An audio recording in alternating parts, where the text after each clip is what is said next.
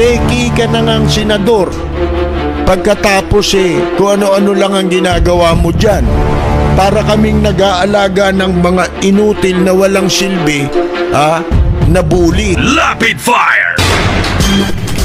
Hindi namin matatanggap ng aming chairman na si dating Pangulong Rodrigo Roa Duterte ay mai-involve sa ganitong kaso na sinasabi nila. Nakasama pa si Senator Bato at Senator Go. Dahil siguro naman hindi naman po siguro papayag ang Armed Forces of the Philippines ng ating pong naging Pangulo noong panahon na yon ay involved sa underworld. Do you think political persecution? Oh yes ma'am, definitely. Bakit po? Sa akin naman po malinaw na kasinungalingan talaga. Tado. It's a big lie.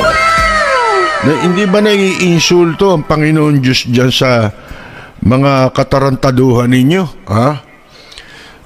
Sa pagbaliwala ninyo sa katotohanan, pagbaluktot sa katarungan.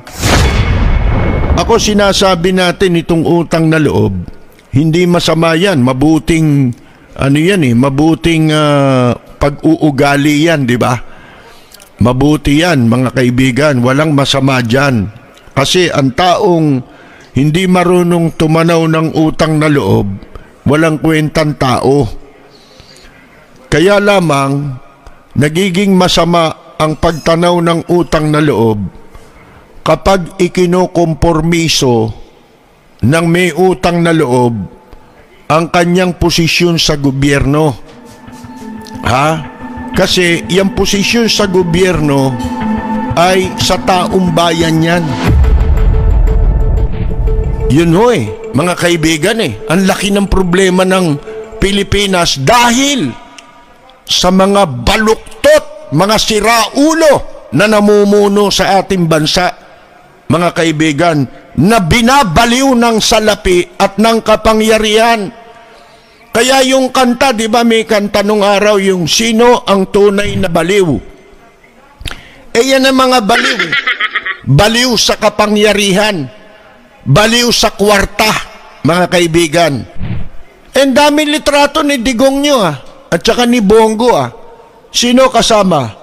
Mga suspected drug lord na bali ba na ituro pero nakatakas.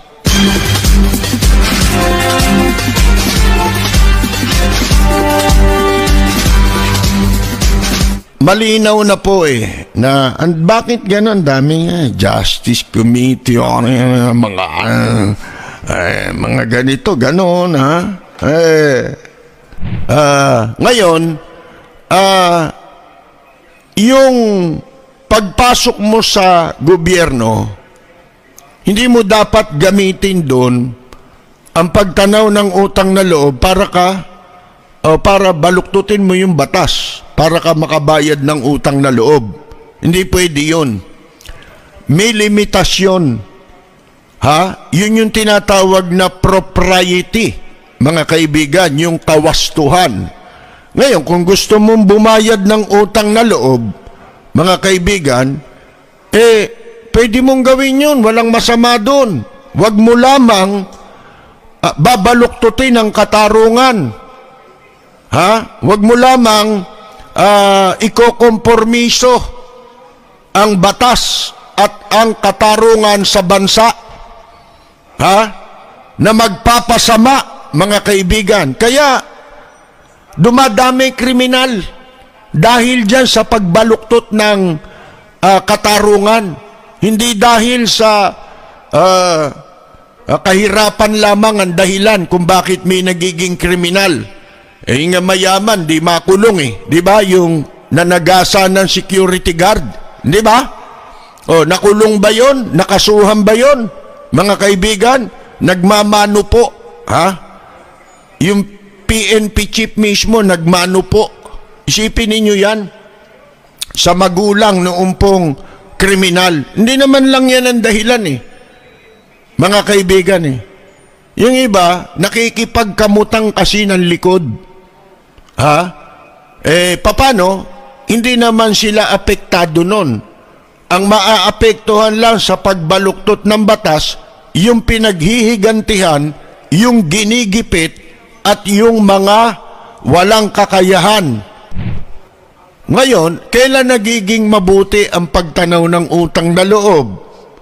Nagiging mabuti yan kapag hindi mo gagamitin ng pwesto at hindi mo i-compromise ang batas. Bagay, nasa Biblia yan Talagang mawawalan ng katarungan Sisirain, pagdating ng araw, masisira ulo ng mga nagpapataw ng katarungan. Kasi mawawala yung katarungan, mga kaibigan. Nangyayari yan. Kaya kung nangyayari yan, demonyo gumagawa niyan, mga kaibigan. Sana kung wala ka sa pwesto di ba? Pero hindi binigay sa iyo yung pwesto para ipambayad mo ng utang na loob.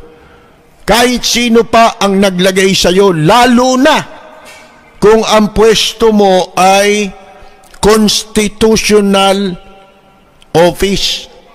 Ang liwanag nga constitutional office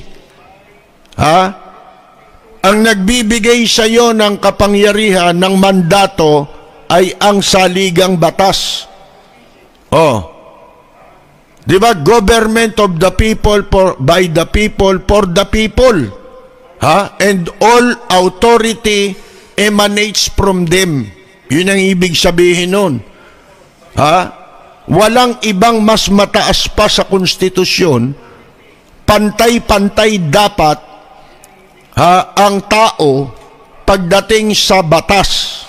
Kaya nga merong tinatawag din sa saligang batas na equal protection of the law, mga kaibigan. Pantay na karapatan sa ilalim ng batas. Peki ka na ngang senador.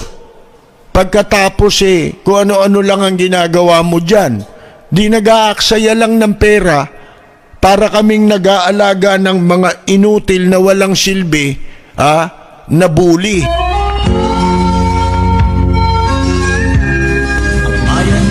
Mga kaibigan, wala na naman tayong oras. Diyan po tayo muli pansamantalang magpapaalam. Ito po si Percy Lapid. Maraming salamat at magandang gabi, Cynthia Villar.